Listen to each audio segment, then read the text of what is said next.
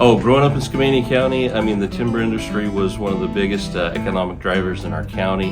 70s, 80s, even early 90s, this was a timber town, it's a timber community. We've always been a hardworking blue-collar community.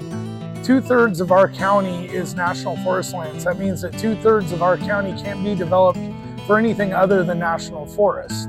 Skamania County, Washington, nearly 1,700 square miles and home to just shy of 12,500 people.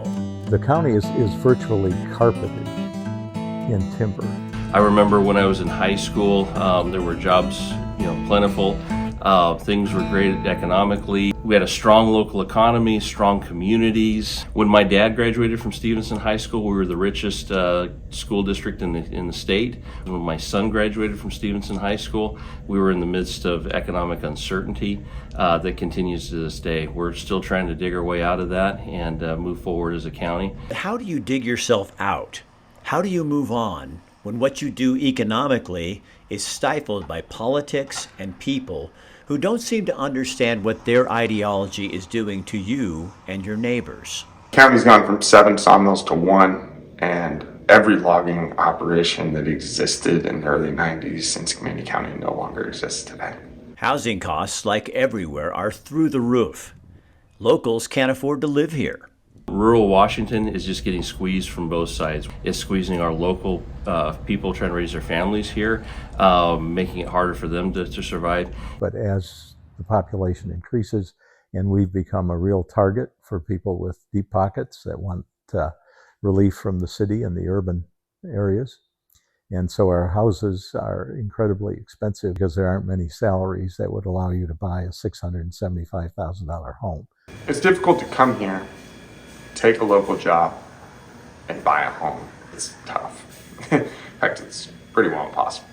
Back before the spotted owl in the 1990s, Skamania County was a prosperous place. So any timber revenue that came off of the county, out of the county, off the forest in the county got 25% of those receipts, right? Things were good in the 60s and the 70s and the early 80s. The county had more money than it knew what to do with for a lot of years.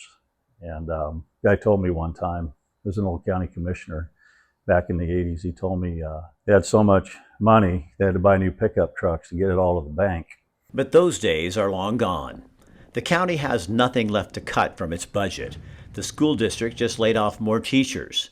The money is just not there because the timber harvest is so low. Skamania County itself is 80% federal timberland, about 10% state, another 8% or so private timberland, and then only 2% is fully taxable. A lot of the timber in Skamania County is off limits.